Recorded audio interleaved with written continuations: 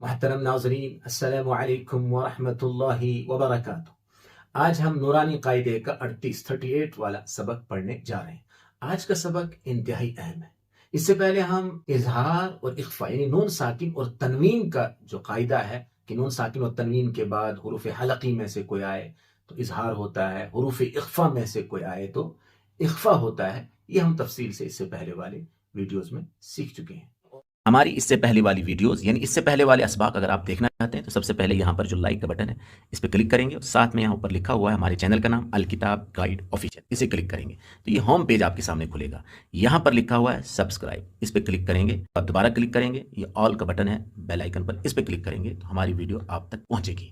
اس کے ساتھ ساتھ آپ یہاں دیکھیے، یہاں پر لکھا ہے پلے لسٹ، اس پلے لسٹ پر کلک کریں تو دیکھیے یہاں پر ہر کورس کا ایک فولڈر بنا ہوا ہے اور اس میں اس کورس کی ویڈیوز ترتیب کے ساتھ دی ہوئی ہے۔ جس فولڈر پر بھی آپ کلک کریں گے، جیسے آپ عربی سیکھے ہیں، پارہ امن کی ویڈیوز ہیں، نماز کی ویڈیوز ہیں، نورانی قاعدے والی ویڈیوز ہیں، جس فولڈر پر بھی آپ کلک کریں گے تو اس میں ترتیب کے ساتھ آپ کو اس کورس کی ویڈیوز آپ کو ملے گی۔ آج کا سبق اہم ہے، اس میں ہے کہ اظہار شفوی، ادغام شفوی اور اخفاء شفوی، اس کا تعلق ہے میم ساکن سے، یعنی اس سے پہلے والا جو تھا اس میں نون ساکن سے، اس تنوین سے متعلق تھا۔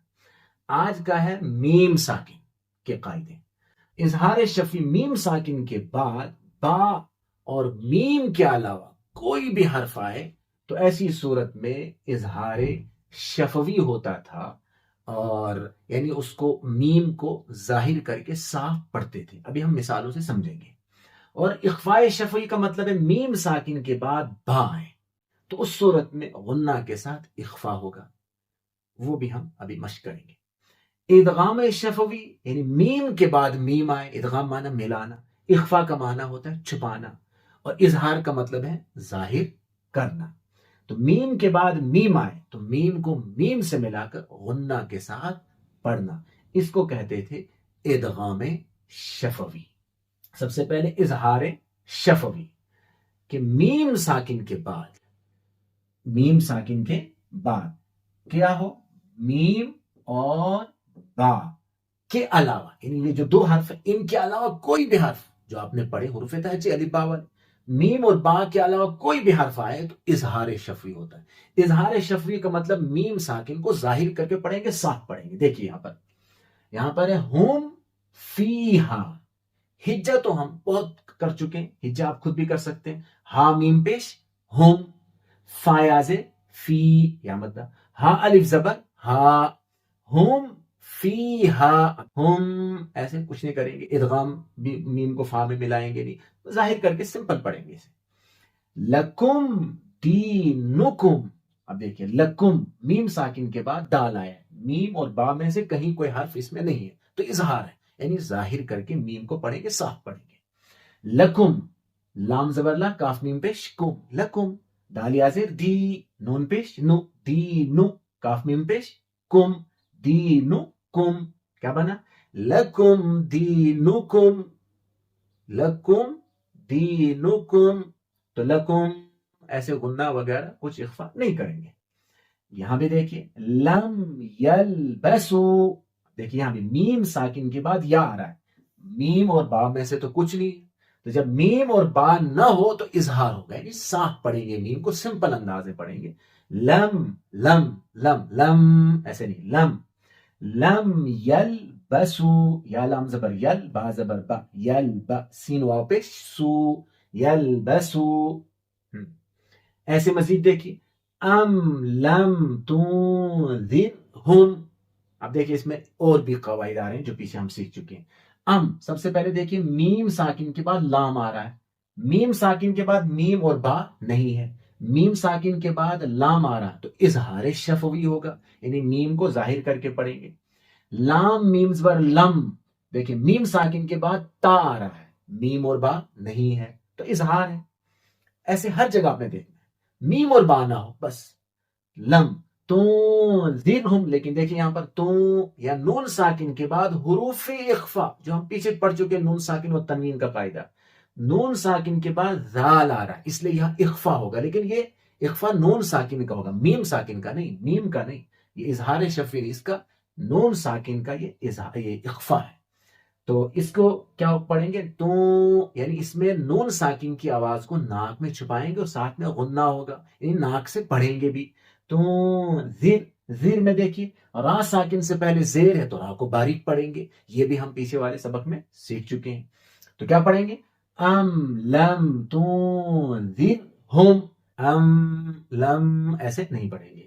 لہم اجر، دیکھیں یہاں بھی میم کے بعد حمزہ آ رہا ہے، میم اور با میں سے کچھ نہیں ہے میم کے بعد، تو اس لیے یہاں بھی اظہار شفوی ہوگا. جیم میں قلقلہ ہو، آپ سیکھ چکے ہیں. اج اور را کے اوپر پیش ہے، دو پیش یا ایک پیش، تو را پر ہوگی. اجرن. اب ہم آگے بڑھتے ہیں، یہاں پر اخفاء شفوی اور ادغام شفوی، اسے بھی اچھی طرح سمجھتے ہیں، مثالوں کے ذریعے بات واضح ہو جائے گی. اب دیکھیے یہاں بتایا گیا کہ میم ساکن کے بعد اگر با آتا ہے، میم ساکن کے بعد اگر با آ جائے تو اس صورت میں اخفاء شفوی ہوگا. جیسے یہاں پر دیکھ رہے ہیں آپ، ربہم بی، میم ساکن کے بعد با آ گیا، پیچھے والی مثالوں میں ایسا نہیں تھا. تو اب یہاں پڑھیں گے ربہم ہم بہم، یعنی میم ساکن کی آواز کو ناک میں چھپا کر غنہ کے ساتھ پڑھیں گے. ہم میم ظاہر کر کے نہیں پڑھیں گے. یہاں پر ان، یہاں بھی نون مشدد ہے تو غنہ ہوگا. را کے اوپر زبر ہے، رب، اس لیے یہاں پر را پر ہوگی. میم ساکن کے بعد با آ رہا ہے تو اخفاء شفوی ہوگا. ترمیہم بحجارۃ، تو دیکھیے یہاں تر، را سے پہلے زبر تو را پر پڑھیں گے، ہم پہلے سیکھ چکے ہیں. می یا مدہ ہے، میم یا زیر، می، ہا میم زیر ہم، لیکن میم ساکن کے بعد دیکھیے با آ رہا ہے یہاں پر، تو یہاں پر بھی اخفاء شفوی ہوگا. سیم وہاں یہاں بھی ناک میں چھپا کر غنہ کے ساتھ پڑھیں گے. ترمیہم، یعنی ناک میں آواز رہے گی اور غنہ بھی ہوگا. پھر یہاں بھی دیکھیے سیم یہی قاعدہ، وما ہم بی، میم ساکن کے بعد با آ رہا ہے تو یہاں بھی اخفاء شفوی ہوگا، میم کے بعد با. وما ہم بمو، مو میم حمزہ پیش، مو یہاں جھٹکا دیں گے، یہاں بمو کھینچیں گے نہیں. مو مینین، میم زیر مین، نون یا زیر نی، بمؤمنی، نون زبر نہ، بمؤمنین، رکیں گے تو بمؤمنین. آگے فبشرہم، فا زبر ف، با شین زبر بش، شین را زیر شر، فبشر ہم بی، ہم بی، تو میم کے بعد بی با آ رہا ہے تو یہاں بھی میم ساکن کی آواز ناک میں چھپا کر غنہ کے ساتھ پڑھیں گے، اخفا کریں. اخفا مانا چھپانا، یعنی صاف میم نہیں پڑھیں گے، اس کی آواز ناک میں چھپائیں گے. ربہم، یعنی میم کی آواز آدھی. تو ربہم بہم، جیسے ہم پیچھے پڑھتے تھے انت، انت نہیں پڑھتے تھے، نون کی آواز ناک میں چھپاتے تھے، ایسے یہاں بھی. فبشرہم بعذاب، ہم بعذاب، ہم ایسے نہیں پڑھیں گے. ادغام شفوی، ادغام کا معنی ہے ملانا. یہ کب ہوگا؟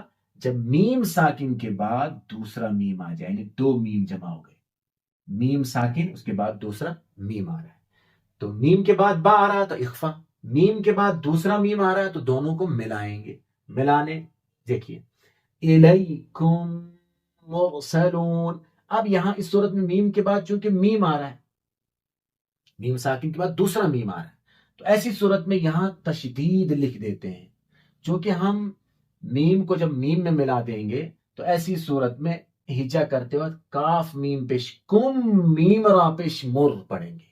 الیکم مرسلون، یہاں مکمل ملا دیا آپ نے. الیکم، یہاں یا سے پہلے زبر ہے تو یا لین ہے، الی را سے پہلے پیش ہے تو مو را پر ہوگی، یہاں واو مدہ، واو ساکن سے پہلے پیش، تو الیکم مرسلون. ایسے یہاں بھی لہم ما، میم کو چونکہ میم میں ملا دیا ہے تو ہم پڑھ رہے ہیں حامیم پیش ہم، میم الف زبر ما، اس لیے تشدید لکھی، ورنہ تشدید تھی نہیں یہاں، ورنہ تو یہ علیحدہ سے تھا. یہاں پر تو لہم الگ تھا، الیکم الگ تھا، لیکن چونکہ میم ساکن کے بعد جب میم آتا ہے تو میم کو میم میں ملا دیتے ہیں، تو پڑھنے میں کیا آ رہا ہے؟ پڑھنے میں تو لہم مر، الیکم مر، لہم ما دو میم آ رہے تو اس لیے یہاں ادغام کر دیا گیا میم میں تو تشدید لکھی گئی. ادغام نہیں ملانا. لہم ما یشاءون. اب بتائیے کون سا مد ہے؟